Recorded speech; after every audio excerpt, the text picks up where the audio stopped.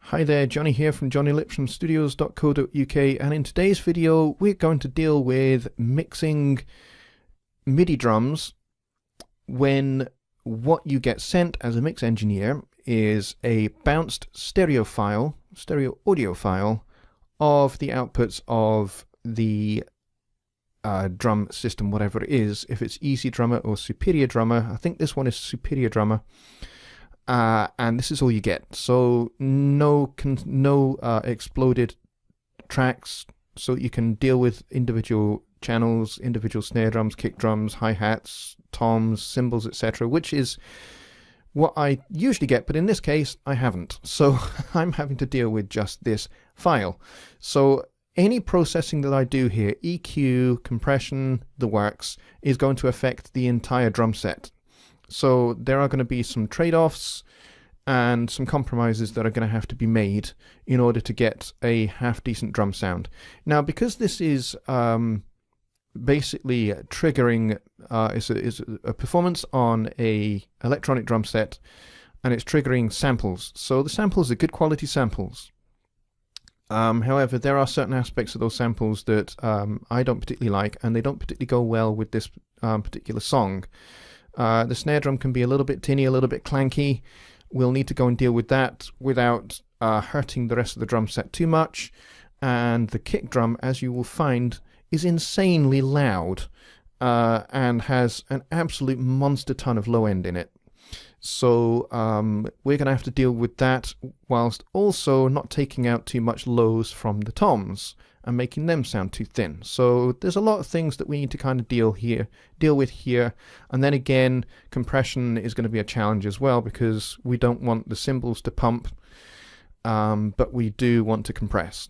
So this is going to be a tough one. But sometimes as a mix engineer, these are the challenges that you get faced with, and you have to come good in order to please your client and produce something that is going to be good for them. So here we go. Let's listen to the song with everything that I've started to do turned off. This song is not mixed at the moment because I've only just started with this. So all I've done is a static mix and some panning, and that's about it. I've automated a little bit of panning on guitar track 3 because otherwise the mix was going to be a little bit lopsided when I did the static mix. So this guitar flits from left to right, but other than that there's nothing much going on this song as yet. I have ready and waiting my parallel channels over here, which I may or may not use. We'll have to see as we go through this mix whether I'm going to do some parallel compression or not, but those options are there. This is my mix template, so I have those available. Alright, let's get into this. Let's play the song and you'll hear it without any processing, and then we'll get into trying to deal with this drum sound. And I've soloed everything. That's not very bright. Okay, let's try again. Met me in uncertainty. Two stars running their own course, crossing somewhere in eternity, burning brightly as they start. Stolen kisses in the dark, stolen kisses in the dark.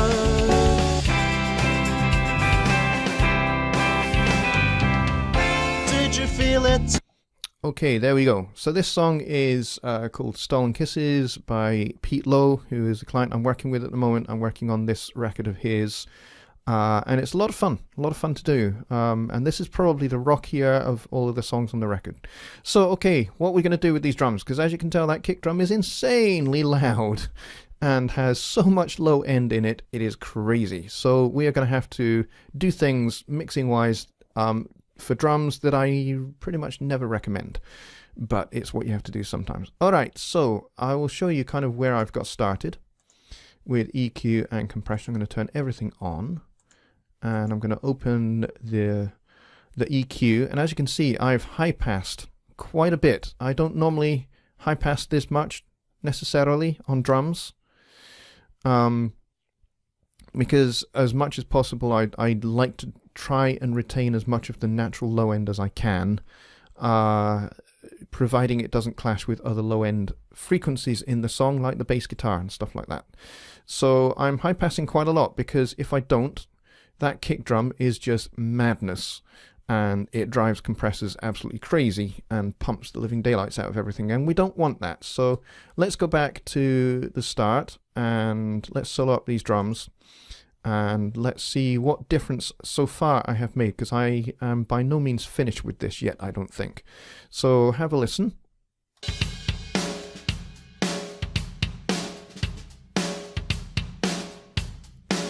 That kick drum's a lot more under control. If I take this high pass off, listen to this. That's just insanity.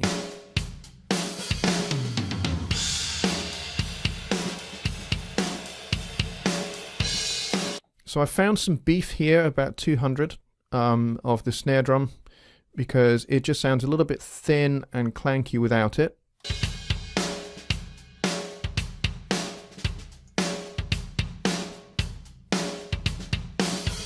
So now that snare drum has a little bit more weight to it, and this actually helps out the toms a little bit, giving back some low end to the toms, which is helpful. And then here I've just gone and pulled out at about 590, nearly 600, a bit of a resonant frequency, taking away some of the clankiness that is there, which I didn't want. So we pulled that out. Also brightened up the top end a little bit with a nice little high shelf at about 1100 to give it a little bit of a sizzle going on. And then we've got some 5K little boost there as well, to try and get the hi-hats, because the hi-hats are a little bit buried, and I think it's just because they were just really quiet. Maybe the hi-hat pad was just, the volume was just really quiet. So have a listen to without this little bump at 5K.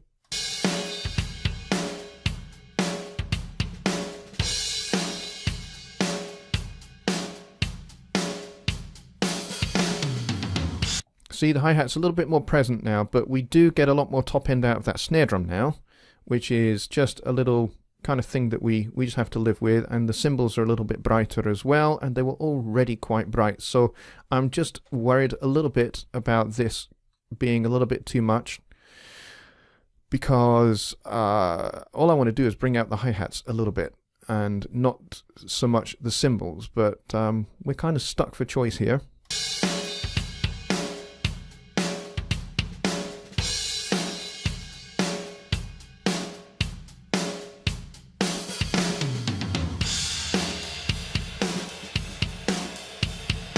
Yeah, we're getting a little bit pumping of the cymbals with the compressor, which we'll come on to in just a minute, because I've not really finished with the compressor, to be honest.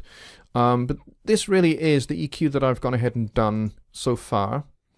And then with this compressor, I'm trying to deal with the kick drum, really, because it is so incredibly loud. And I've gone for a medium attack and a sort of medium fast-ish release, and making up about 2 dB here. So we're only compressing just ever so slightly, but there is that drum fill there that we got to, where we do end up compressing a little bit more, and the cymbals do pump a little bit, so I can adjust this a little bit more and maybe this a little bit more, and let's see if that helps some.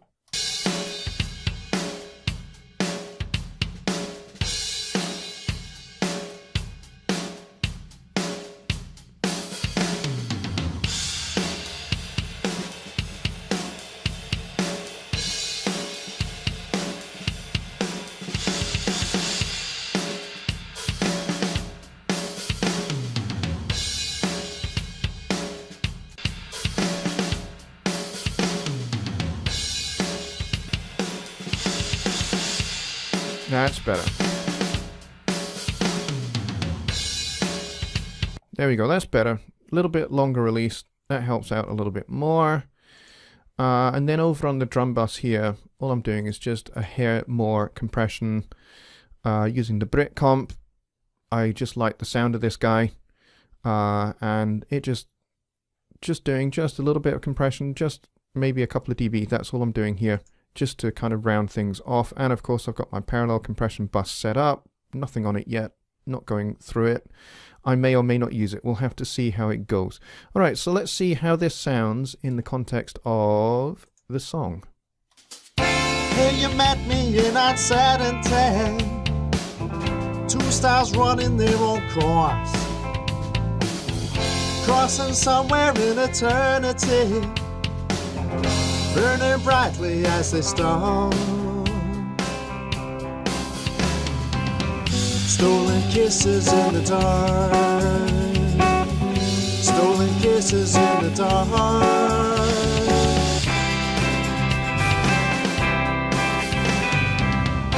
Did you feel it too? The feeling that I felt. Your moon eclipsed my sun. Our rays merged to one. Stolen kisses in the dark, stolen kisses in the dark.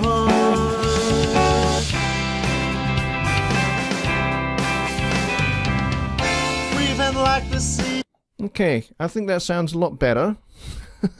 A lot better than what we had, for sure. That kick drum is much more tamed and controlled. The only thing now is it just sounds a little bit, tiny bit thin. But as you can see, I was adjusting the high-pass filter down a little bit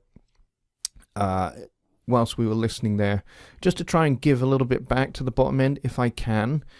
It's a little bit of a tight balance that I have, really, to be honest.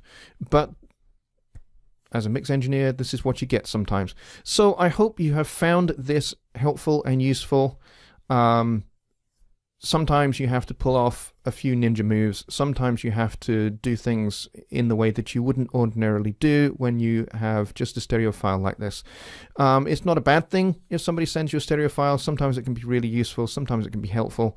But really, best option is to be able to have individual control of individual tracks if you can, and then you can route those to a bus and you can do some bus compression. That's always the best way. But when you get this situation, this is just what you have to do. So I think I have got a much better, much more controlled sound than I did before. I'm going to carry on with this mix now, but I hope you have found this useful and helpful, and until the next time, oh, don't forget, please subscribe to the channel and like this video if you found it useful and helpful. And please go check out the website, www.jonnylipshamstudios.co.uk, and check out all the stuff over there. And until then, bye for now.